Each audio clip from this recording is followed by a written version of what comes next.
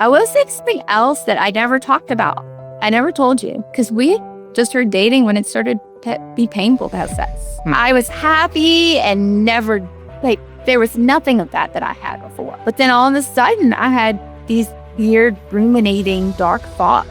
It can happen 10 years before your periods are gone, where you can have symptoms like anxiety, depression, insomnia, low libido, skin changes, all of those things, and much more. There's actually 45 known symptoms of perimenopause, but it was called the menopause transition. Right.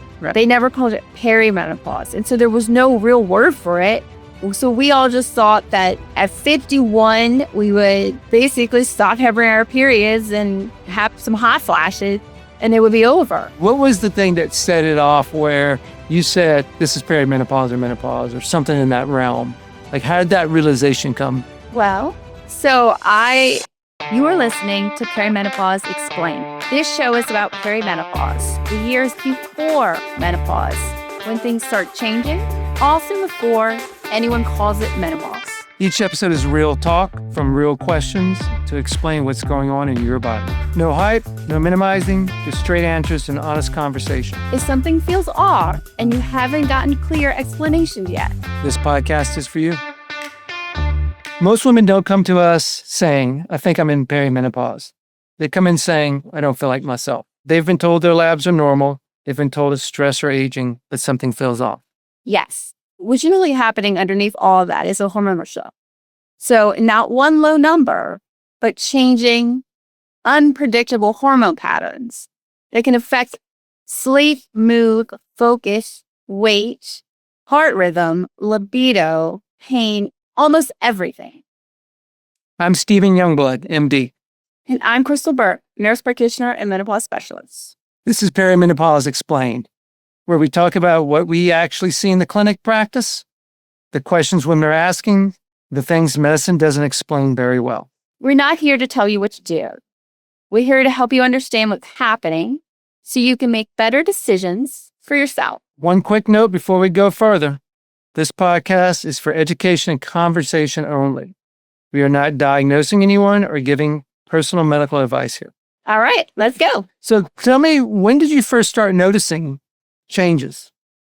So initially, when we started all this, I thought that perimenopause for me started at 38.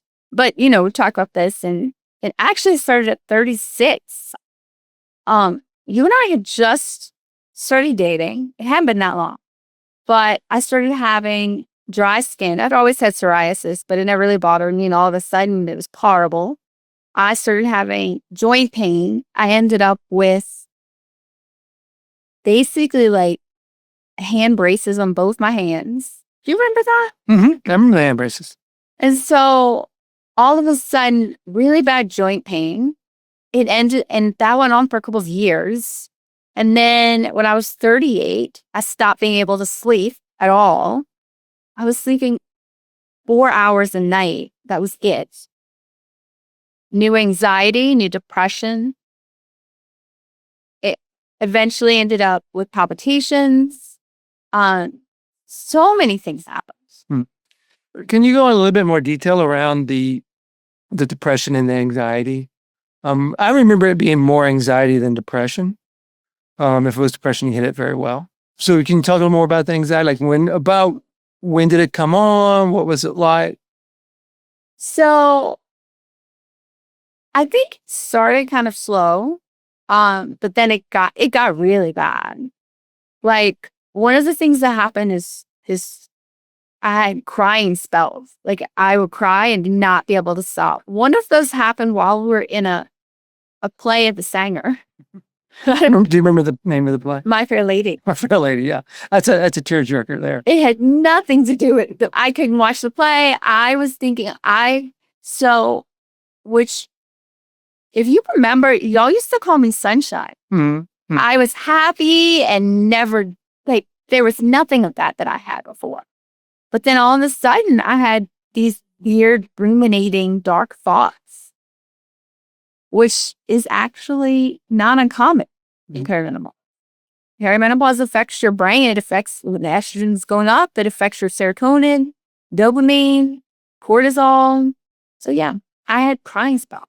So when you were going out and getting help for the anxiety and the crying spells and depression, what was that experience like with the providers?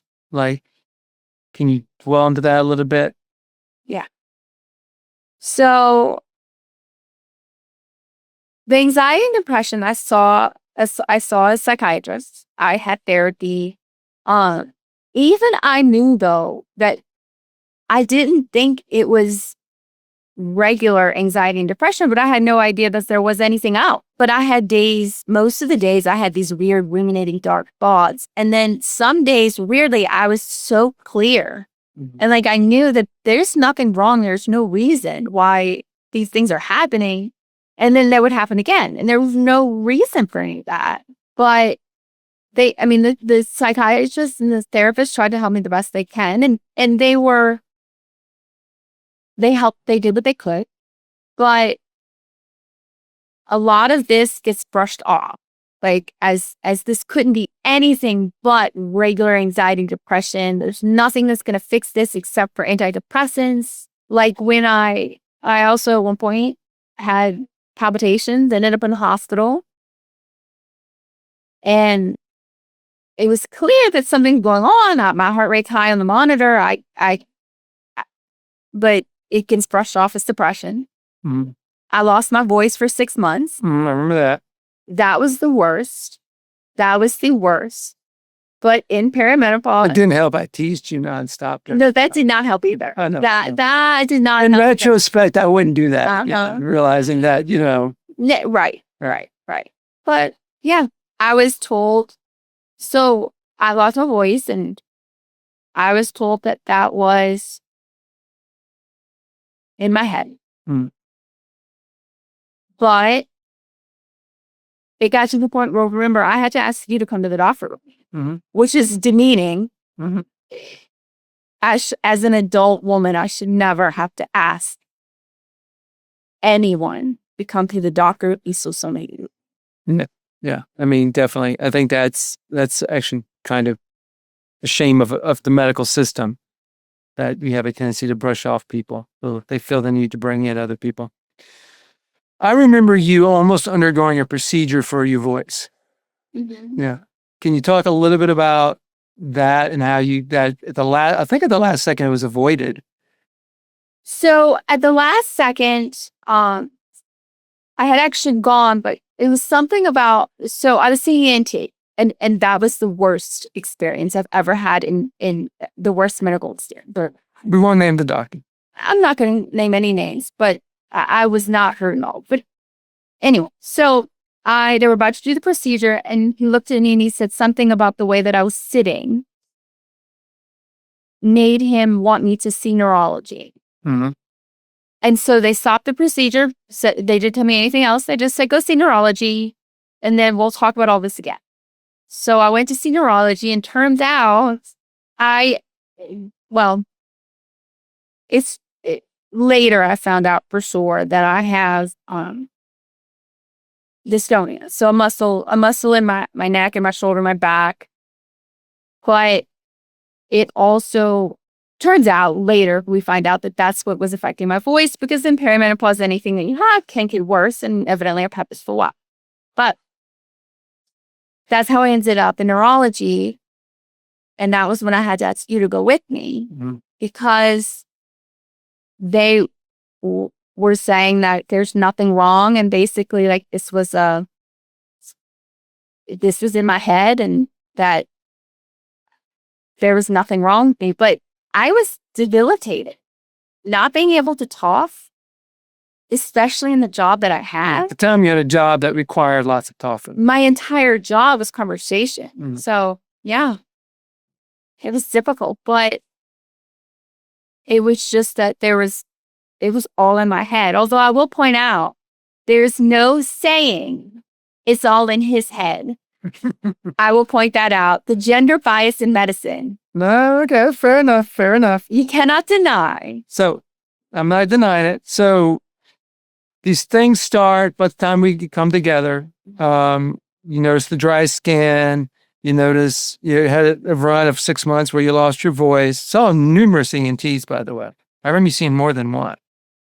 Yes, because I saw one, and then after that, But didn't you see where it says you had nodules and we went down?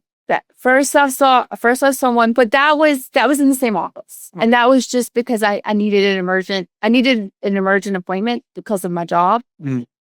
So they got me in. They said there was nod. Actually, no, you're right. I'm sorry. No, you're right. I did. I think you saw all three. You're totally right, but it wasn't at that time. It was years ago. I had nodules, but that was actually, I knew I'd had a period of time that I talked too much. Like, it had been a period of time where I did an excessive amount of talking. And that was, it made sense to me. And to be fair, it was job related. We're not talking about you were just, No, it was job related. It was a job related excessive amount of talking. Yes. The job required more work than it normally would have. Right. So basically, I talked for 8-hour days for three or 4 days in a row, more than my normal, which these singer's model. Mm-hmm. That was explained and understood and got better. This was very different than anything else. Right.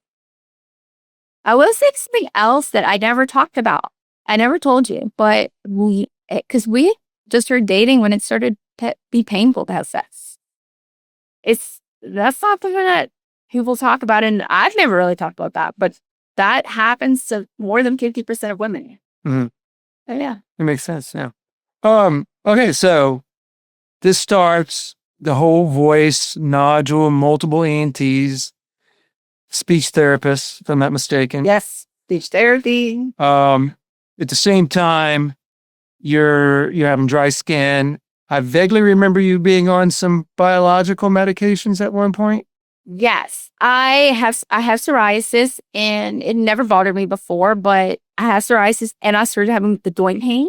So they actually diagnosed me with psoriatic arthritis based on the pain and my history of psoriasis, which now you're not even on medicines. I'm not on medicines because the joint pain wasn't actually related to arthritis. To the psoriatic arthritis, because if it was, it wouldn't have gone away. It would have gone away, right? Yeah. That's not how that works. It's not how it works. Right. So the joint pain was related to something else, likely perimenopause. Right. So muscle pain, joint pains, rash, voice issues. Do we want to talk about the tachycardia? I know you broached it a little bit. Yeah. But you've always had... It's common. Yeah. Yeah. You've always had some hard tachycardia issues. Yeah. But I remember multiple changing of medicines. Yes. So can you explore into that a little bit? Yes. So I've always had problems since I was 19. I've had heart problems, palpitations, tachycardia, my heart rate goes high. Mm-hmm. My heart rate can go up, even without anything, my heart rate can go up to 170. But I have a pacemaker and it controls. So, because with the pacemaker, I can take the medicine. It's been controlled for 15 years. Mm-hmm. And then all of a sudden, it became completely uncontrollable. I ended up in the hospital overnight. I couldn't work. Every time I would move around, my heart rate would go up to 170. The medicines weren't working. We tried all the different kinds of medicines. None of it worked. My feet were swollen. It was difficult. Okay. I remember you laying in bed and you're sitting there going, I'm having palpitations. You're like running 120 sinus or something like that. Yeah. Just laying in bed. Yeah. But blaming it on the hot shower. Oh, your hot shower was too hot. But it has to be. Right. But there was no reason for that. But one of the most common things that women will feel in perimenopause is palpitations. Mm-hmm. You have estrogen symptoms everywhere. Right. So, tachycardia. Are we missing anything? Do we want to go into the sleep realm at all? We can. What do you think? Tell us about the sleep issues, because this is all related. So all of a sudden, okay, to be fair, I had a stressful event, which in all honesty though, what woman 35 to 55 has no stress? Who doesn't have a stressful event? There's always something we can blame it on. Always. Yeah. Kids and parents, there's always something. So I had a stressful life on bench. And then couldn't sleep. I've always been where I don't want to sleep. I don't want to go to sleep. Like I want to stay up, but I want to do things and but I couldn't sleep. Like I couldn't fall asleep. And then that made me not want to go to bed. And then I started getting anxious about that because I need to go to bed and I need to sleep. And then it starts a full circle. Right. So I don't think we missed anything. Do you remember anything else we've missed? No. I think those are the biggest. Those were the biggest things. So when did you realize, and I remember the conversation, but like, what was the thing that set it off where you said, this is perimenopause or menopause or something in that realm? Like, how did that realization come? Well, so I was supposed to be working. So I was working at home by this point. I was supposed to be working, but I could not concentrate. I could not focus, that was really, really hard for me. So I was not doing my job like I was supposed to. And I saw a commercial for Muesli, which is a skincare company. Anyway, so they were doing estrogen. And I thought, how is a big company like this putting estrogen in their face cream? Because that causes breast cancer. Right. And then I went down a rabbit hole. And then I pulled you down with me. Yeah, you pulled me down. So I come home. I haven't, even had a chance to like put down my lunch pail, and you're already quizzing me. They were like, I remember you walking up, tell me everything you know about menopause and perimenopause and this and estrogen. And I'm going, I know nothing. I think vaguely something might have changed, but I don't really know. Yeah. Yeah. So I remember that. Yeah. And I said, does estrogen cause breast cancer? And you said, yes. Yeah. It's like, I think. You said, yes. And I said, nope, it doesn't. But I thought it did too. Yeah, no, 100%. We all We all thought that. So up to this point, what of all this thing, that journey from 36 to that moment when you quizzed me in the kitchen, what was some of the most dismissive feeling moments? Like I know that episode with ENT felt very dismissive, and I know when you had to, because you said it when you started bringing me on to the medical appointments, even when some of those doctors were women doctors, that was like a feeling of failure is probably what you probably felt. So like, what was the most? Was it that time period? Was there a time period you never shared? No, I mean, I think it was definitely that. I mean, the thing is when I lost my voice, that was devastating to me. I like to talk. And I confirm that. Yeah. I like to talk and I liked my job. And if I can't talk, I can't have my job, which I had to take a leave. And they kept saying nothing's wrong. But there's clearly something wrong. If I can't work, there's something wrong. So, I mean, that was the worst experience. There was no thinking outside the box. There was no, let's look at this together. There was no, let's figure this out. There's nothing wrong. Or it's in your head. So. So, you come to the moment of estrogen doesn't cause cancer, breast cancer. What made you think at that moment, this is my call? Like, how did that revelation lead to, this is my solution? Because when I looked at the actual research, we have 30 years of research that say all of those things that happen can be expected to happen. It's physiological. Physiological, right. They're expected to happen. We just don't talk about them. We just don't know that they can happen. So you figured out this is the source of all my problems. And so you just picked up the phone, called your primary care doctor and got a prescription, correct? Well, no. So maybe we should talk about how that part of the journey went. No. So I still don't have a plan for myself, really, right? Because a lot of the doctors that even treat menopause don't treat perimenopause. And if they do treat perimenopause, if I can find somebody to treat perimenopause, a lot of them will treat only with testosterone. But the first thing I did was I learned how to do it myself. Like I took courses, I trained with Pippa Hirsch. I took her training and monthly meetings, and I learned about it. And what I realized was I need estrogen. Everyone's so brand. I need estrogen. And so someone that is treating perimenopause testosterone only wasn't going to give me what I need. And I still haven't found someone that does that for perimenopause. Mm-hmm. Do you want to go into some of the ways you've been able to navigate and outsmart the system?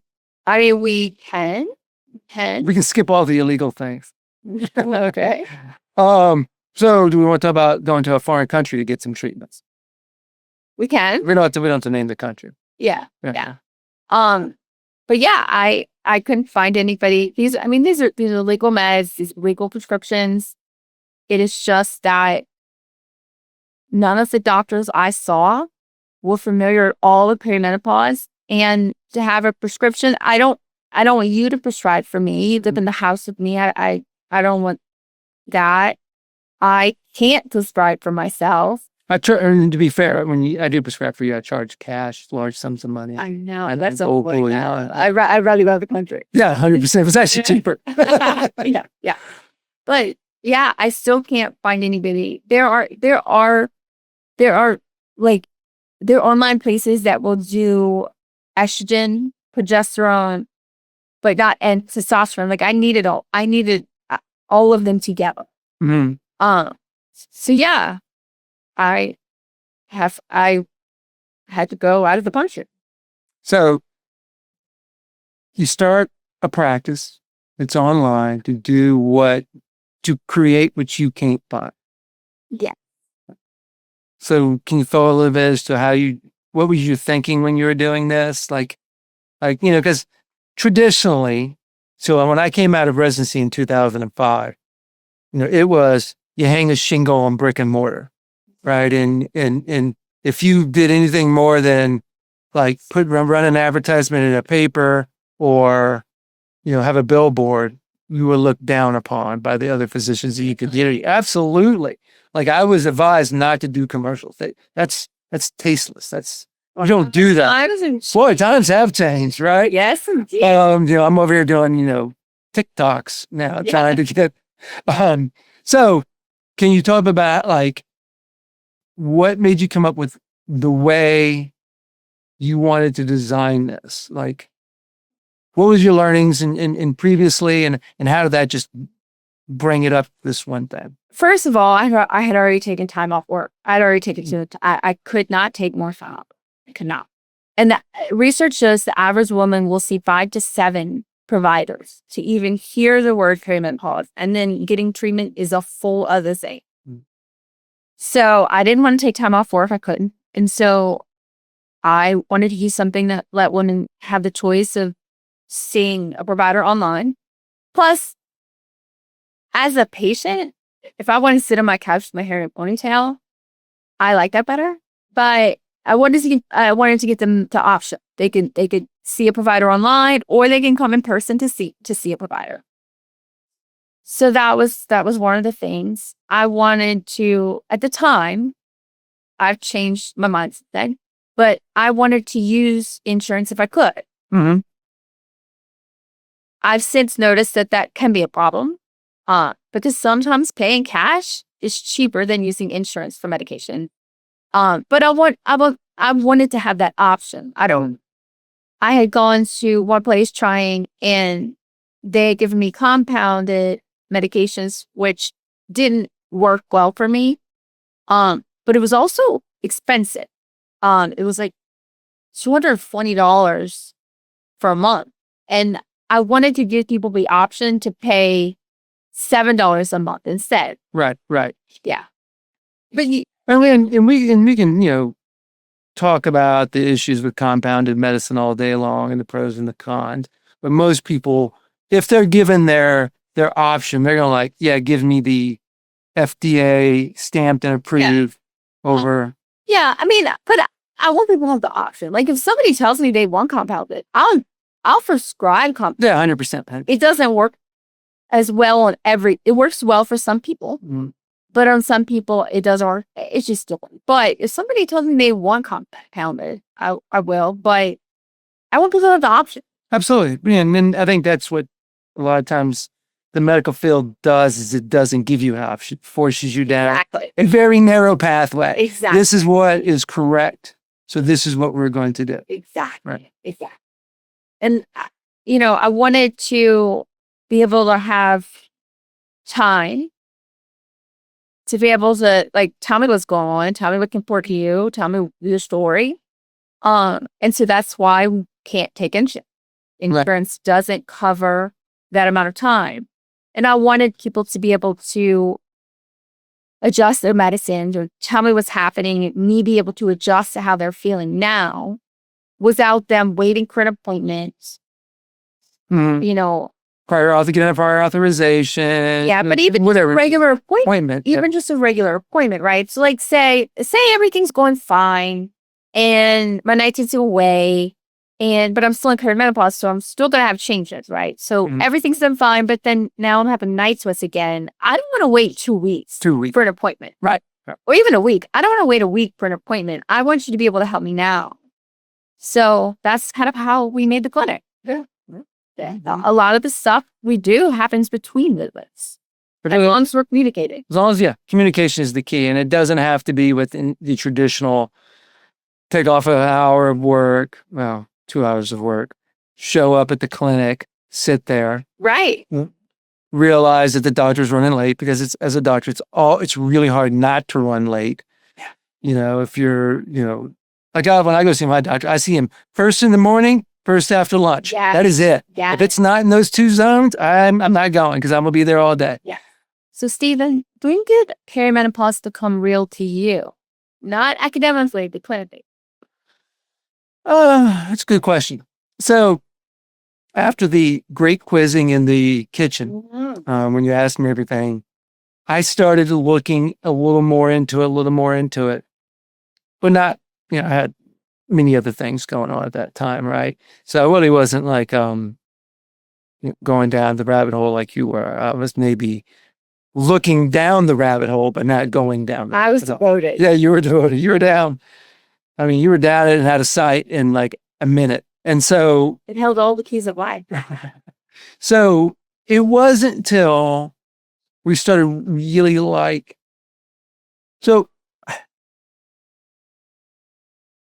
way back in one of your journeys with sleep, we were talking about a particular sleep medicine.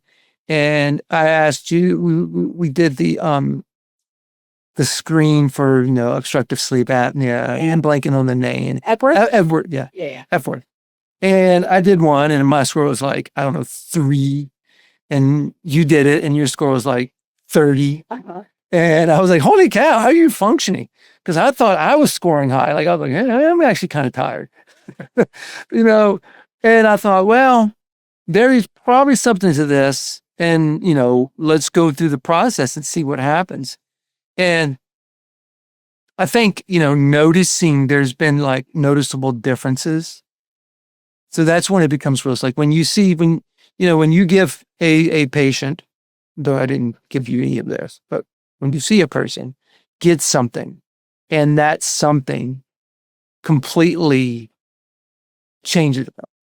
Whether they're sitting on, they have pneumonia and they're on a ventilator and you give them an antibiotic and they all of a sudden in 2 days are off the ventilator. That is impressive, right? Yeah. When you give someone something and, 2 months later, they say, man, I feel so much better, but you can also see it. You can see it in their behaviors. You can see it in the way they're smiling. You can see it in the way they handle things. I think that's when you kind of like say, yeah, there's something real here. It's not just, a thing. And then when you strip it all the other little wild parts together, it kind of makes a lot of sense. Yeah. And then, I was in residency when the Women's Health Initiative came out. Actually, no, I take that back. I think it was my senior year of med school. I was going into residency. And, we traditional internal medicine residency, lots of rounding, very little clinic, no women's health. that was an afterthought. If you saw a woman's health, question on your board exams, you checked off referred to OB-GYN as the option to send them out. Yeah. So unless you're an endocrinologist, then you do the labs and then send them to OB-GYN. Make sure they didn't have diabetes. So it was really just an empty void of information. And as I'm going through the research articles that were done 2 years later that disproved it, and continuously every year or 2 years, you get a new research article that just completely unwinds one moment in time that had really good publicity that did a lot to undermine women's health for essentially 2 generations. Yeah. It's been 23 years since that came out, and estrogen was taken away in black box warning, and we just got it fixed. 23 years of evidence before someone said, okay, yeah. Right. Obviously we got this one wrong. Yeah. And even then, I mean, it's not as like that there's a lot of women that still have a low opinion. Right. Oh, perimenopause. That's a brand new word. It's not a brand new word, but it is a brand new word. Well, okay. So the thing is it in the textbook, we have 30 years of textbooks that say all these things can happen, but it was called the menopause transition. Right. They never called it perimenopause. And so there was no real word for it. So we all just thought that at 51, we would basically stop having our periods and have some hot flashes and it would be over. Which, by the way, I did forget to say that. One of the things that happened was I would take a shower and be hot for hours to the point where I had you climb on a ladder. To make sure the AC vents were open. I thought that I swore that the AC vents weren't working in the bathroom. And meanwhile, the dogs are in the corner wearing jackets trying to keep them warm. Yes. So yeah, like we were taught that women will get hot flashes and that's it. That's how you know, and that's it. But not all women get hot flashes. Not all women get night sweats. Sometimes it looks like that, and sometimes it's none at all, but they might have other symptoms.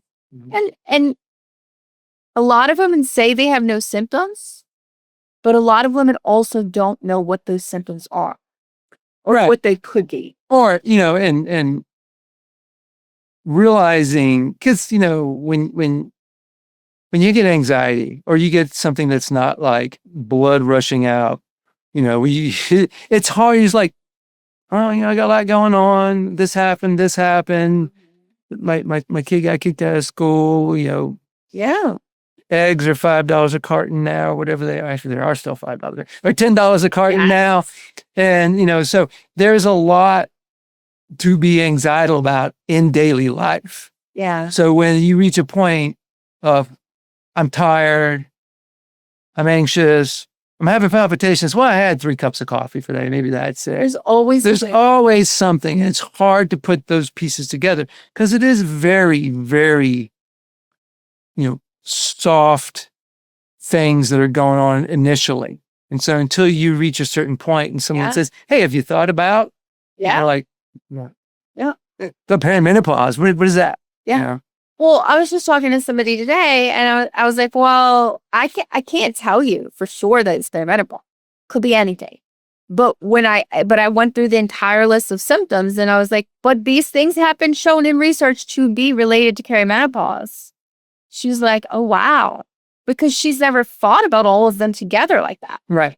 That's what happens though. But it's a very real thing. How's my anxiety attached to my dry skin? Right. Like it does, and my joints ache because, I picked up on something heavy. Right. Like none of that, it's just, you don't put it together, which is also why it's hard to go to see a doctor, right? Because who do you go to? Right. Because, you can't go to the orthopedic. He's going to go, well, you need to here's some NSAIDs and you go to physical therapy. Right. And you go to the dermatologist, he's going to give you a steroid cream. Right. And we all think that OBGYNs should do perimenopause, but if you tell them you have brain fog, they never learned about perimenopause either. No, they haven't. And they're pretty busy, like, delivering babies and hysterectomies. Yeah. And solving the bigger issues of womanhood. Not this is a big issue. But, no, this is a huge issue. Yeah. But the more commonly taught. Yeah. Yeah, more commonly. And an OB-GYN really is, at the bottom line, is a surgeon. Yeah. Right. They're not they're a surgeon that happens to know how to do birth control. That's probably the way to think of them, you know. Not that they can't do a lot of other things. They do other things, but that's kind of their meat and potatoes right there. Yeah. Yeah. But I mean, this is the thing, is that OBGYNs and PCPs are busy doing what they were taught and learned to do. They're busy. And perimenopause and menopause takes time. So there's going to be a need more and more for menopause specialists. So how often have you seen a woman you told that she was stressed or it's just anxiety? So 2005 to say 2022, I did quite a bit of patient care, right? On various forums and others, you know, hospitalist, traditional, outpatient only. And, you know, I haven't treated a lot of women in my time period. I can remember episodes where women came in with just being unhappy or just having this issue, and I don't know what's going on. And it's you know, it's affecting my relationship, it's affecting this, it's affecting my job. And it was nothing I could fix.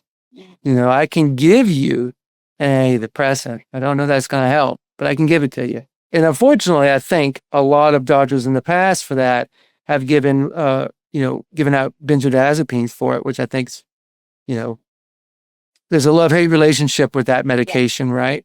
So we did these things because, one, we didn't know that there was an option to treat perimenopause. Yeah. And in frank honesty, some of these women were probably already in menopause. Yeah. And I'm being told by my practicing body, you know, my place of employment, that we need to get women off estrogen. And so you got some women coming in on estrogen, and I'm trying to get them off, and they're fighting me tooth and nail. Yeah. And I mean, they should. Right. You know, because I think when you don't have the right knowledge and the tools, you get stuck. And you know, my answer is always saying, well, I can't solve that. I can't fix that one problem. Yeah. You know, there's nothing I can think of. I can send you to a psychiatrist. I can give you this medicine. I can get you in line for a psychiatrist. The wait is 6 months at least for that. Or I go see a psychologist. They're all over the place. Your insurance is not going to cover it. So you just pick one and make it, you know, pick one you can afford and go see them. If there's, you know, and that's your 20 minutes. Yeah. See you in 3 months. Yeah. I mean, you know, call me if anything goes wrong. You know, so I don't think it's you know, there's been many times where you just cannot, if you don't have the knowledge, or specifically the tool, you're being told to take the tool away. You just, you know, you don't do what you're told to do. Yeah. And look, as in 2005, you wanted to go look something up, you wanted to gain medical knowledge, you had to read a book. Yeah. And them books were thick, and they were very technical, and it wasn't like it was condensed down. And we were just getting the ability of using different, you know, internet platforms to feed more concise and, you know, information. It's not like now where, you know, there are AI models designed specifically for medicine, and more than one, that you can get information and drill down to an article that fits this patient in 3 minutes, 5 minutes. Yeah. Right. You had to go, and sometimes you had to get up and drive to a library and go on the thing and look for one journal and hope they had it, hope no one else had it, and go read that art and get, photocopy the article. And that's why hospitals for a long time still had libraries where they just would bring in articles after articles. And you had these, when the card catalog went to digital, that was a game changer. Like, that made life easy. Yeah. Yeah. Yeah. Okay. So was there a moment when you realized we're missing something in those? I think the moment we were missing something is when we started looking at the physician influencers that are out there, and they're talking about it, and they clearly know what they're talking about, clearly can back what they're saying up with evidence. And clearly, after you review a little bit of the evidence, you go, this is not straightforward. This is not a black and white issue. There's a lot of nuance, a lot of gray. Yeah. And it's probably, we have erred way too far on one side, way too far. And so I think that's when it was clear. And then when you start learning about it, and when you're sitting with, a woman about the right age, and they're giving you a symptom, and you think, I can't fix that. That's when that dawned on me. Oh, actually, I can. I know what this is now. Yeah. Now I got to convince her to do it, but I know what it is because her knowledge is estrogen causes breast cancer. Yeah. And I got to be able to, even if I say the word estrogen, it's like a wall drops. It's scary. Absolutely. It's scary until you know, because when you know the story, you know what's really happening, which we'll talk about one day, but it makes a lot of sense, and it doesn't because it's still unbelievable that all it's happened. But yeah, it's a scary thing. Scary thing. So a lot of my patients have said that they've tried to talk to their doctors before, and their doctors have told them that they should not be listening to social media influence.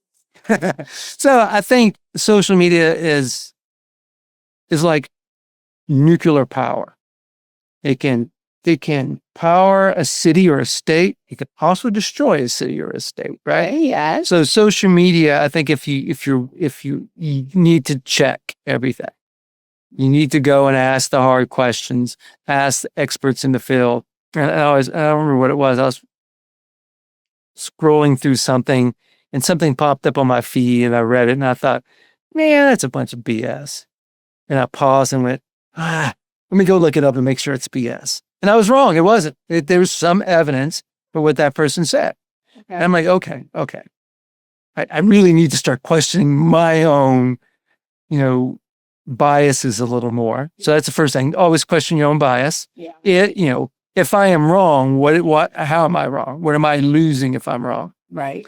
And really also asking the questions about, like, when you're listening to someone else, even realizing the algorithm is going to, if you stop on something that's false or bad information or not appropriate information, or more importantly, the information doesn't actually fit you, you pause on it, you're going to get that feed going more. Right. So you're thinking, oh, this is real, but it's not. It's just that's what the algorithm is going to feed you. So really questioning those things, I think that's important. As a physician, I always enjoyed it when a patient came in and said, I Googled this, I talked to Dr. Google. I said, oh, please show me what it said. Show me because it's often not wrong. It's giving you the information outside of the context that you need. And I think that's where a lot of the social media, because, it's 15 seconds. You can only do so much in 15. Hard to do good in 15 seconds. Easy to do damage in 15 seconds. That is true. Right. That is true. So perimenopause is the only issue I can think about the only one I can think of that women a lot of times know more than providers. Can you think of another issue? No, absolutely not. Also, being a provider, I probably wouldn't know it. That is true. So, I think, no, I actually can't think of a thing. I can't think of a single thing where this is probably that one special moment in time where, because of these physician leaders and these people that are speaking out and challenging it, over time, that voice is reaching that pivotal point where, and because of social media, right? Yeah. This is one of the examples where social media powered the city and built the city, didn't destroy it. It's broken down some walls that needed to come down, fair, but it built that city. And so I think this is that kind of that moment where the general public probably knows, especially women, age 35 to 55, 65, no more than the whole of the American medical community. Interestingly, I think, and we haven't talked about this, perimenopause and menopause care in like Europe and Australia is way ahead of the US. So way ahead, but still far behind. Still far behind. Right. I mean, if you think I'm the best. I'm winning the losing race. right. What's going on, right? Right. I mean, the thing is like I lost 5 years.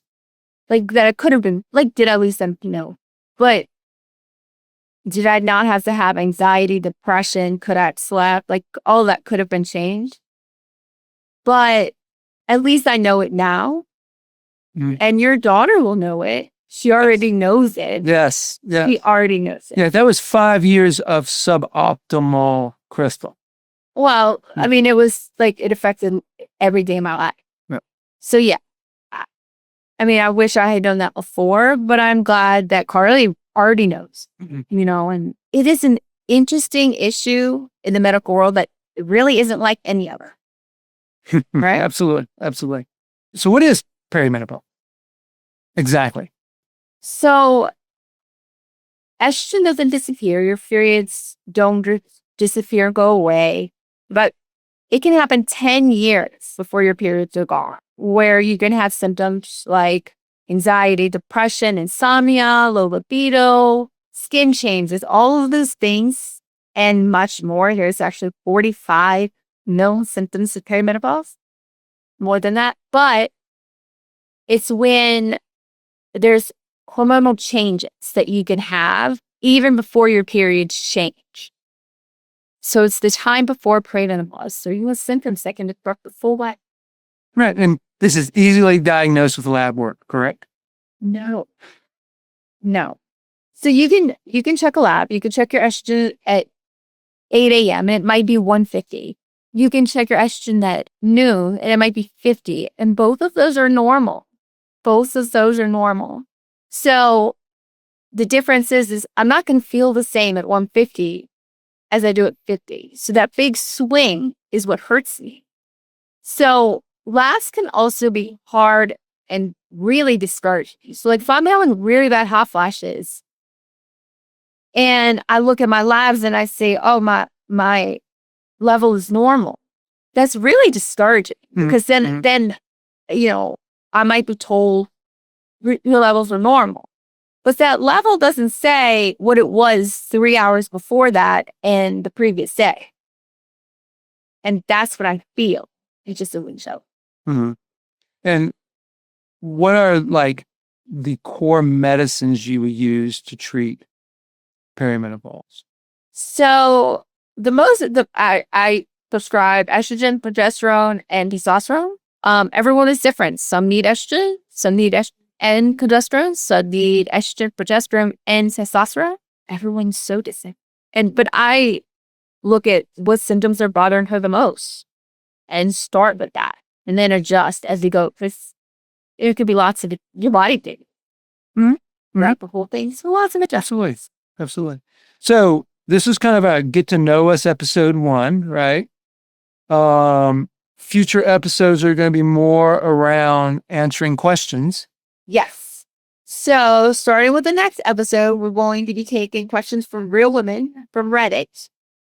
Well, various social media. So we'll pick on Reddit initially, but I've kind of watched social media. So there's great questions and great comments on Facebook and Reddit. And, if you guys have a question and want to ask it, just put it in the comments below. Yeah. And we're happy. We're happy to take a swing at it. We'll tell you what we think. Give you all the answers. If you want to understand what's happening in your body and why different treatments work for different people. That's what this show is for. This podcast is for education only and doesn't replace individualized medical care. Our goal is to give you clear information, not to rush you, scare you, or brush things off. We'll keep answering real questions and talking honestly about what perimenopause really looks like, feels like, and what you can do about it. Thanks for listening.